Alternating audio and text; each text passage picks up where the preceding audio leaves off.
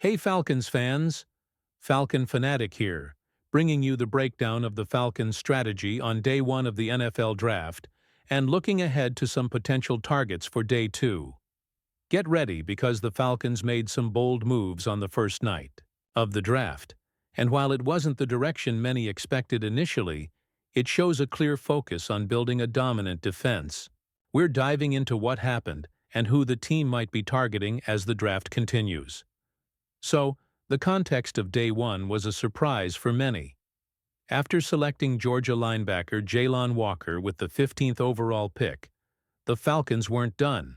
They traded back into the first round, sending picks 46 and 242 this year, plus their 2026 first-round pick, to the Los Angeles Rams to acquire the 26th pick and the 101st pick in the third round.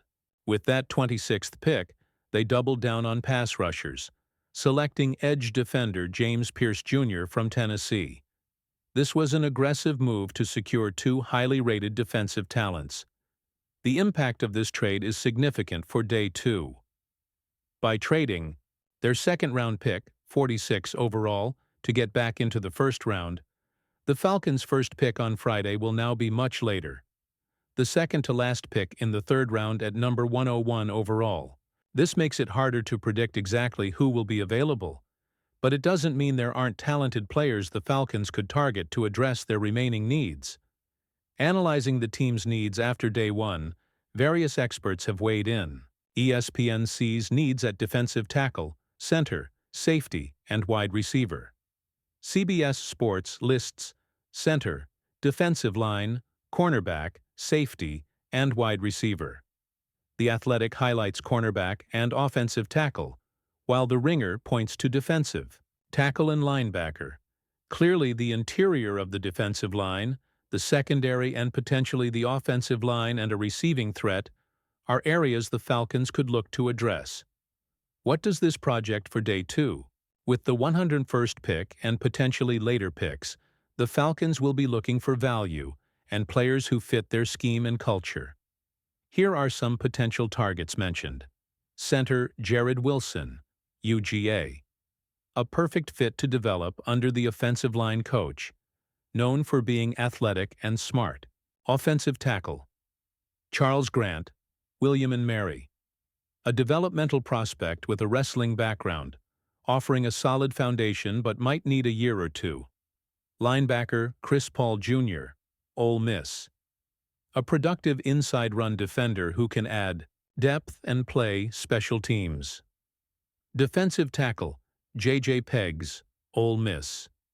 An interesting, versatile player who can line up across the defensive line and even played some offense in college. Safety Jalen Reed, Penn State. Potential to be a starting safety but could contribute immediately on special teams and develop in the secondary. Defensive tackle Ty Robinson, Nebraska. Adds needed size to the interior defensive line rotation, playing with toughness and tenacity. Defensive tackle Joshua Farmer, FSU. A big body with long arms who can be an asset against the run, pairing well with the young DTs already on the roster. Defensive tackle Vernon Broughton, Texas. Another big defensive tackle option, known for his violent tackling and ability in the run game. Cornerback Benjamin Morrison, Notre Dame. A technically sound corner who could be a steal if he slides due to a hip injury, adding a much-needed playmaker to the secondary, though perhaps a long shot at 101. Safety Billy Bowman Jr., Oklahoma.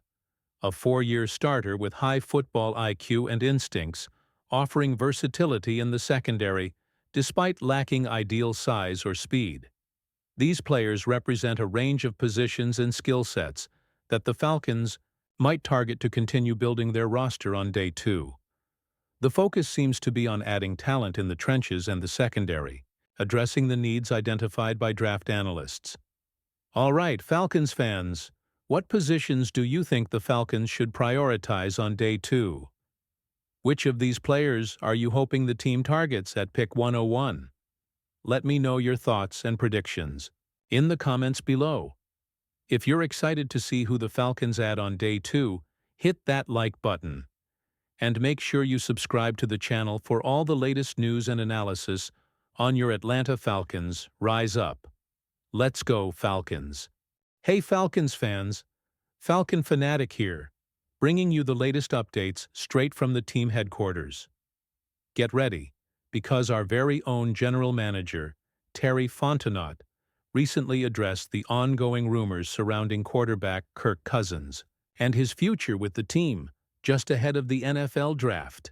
This is a big topic, and getting comments directly from the GM provides some much-needed clarity on where things stand.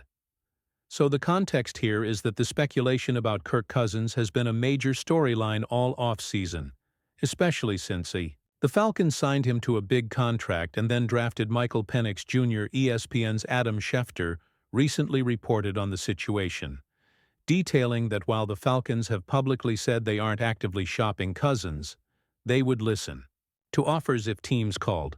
This report set the stage for Fontenot to be asked about it directly.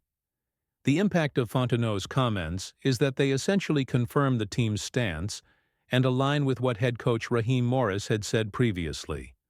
Fontenot was asked about Schefter's report, and while the article doesn't provide a direct quote from Fontenot in the update, it includes Morris's earlier comments which reflect the organizational thinking.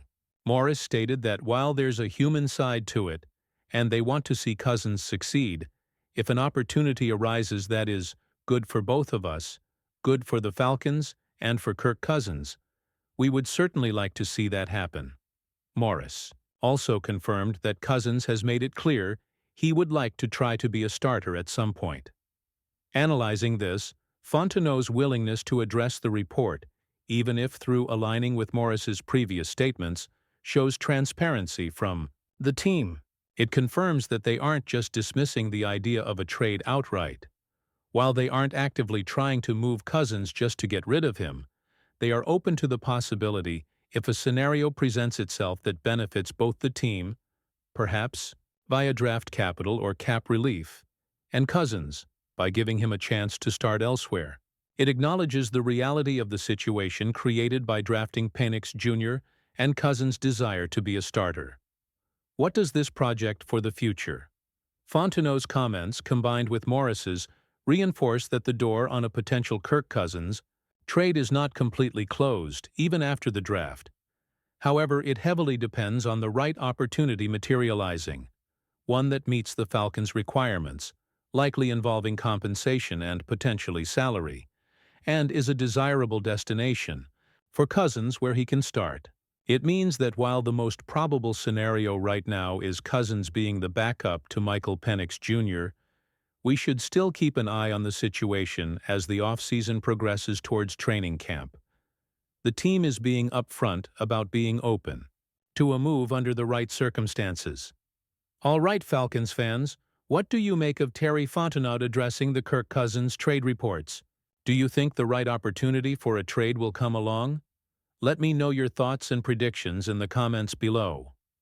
If you appreciate the team being open about the situation, hit that like button, and make sure you subscribe to the channel for all the latest news and analysis on your Atlanta Falcons. Rise up! Let's go Falcons!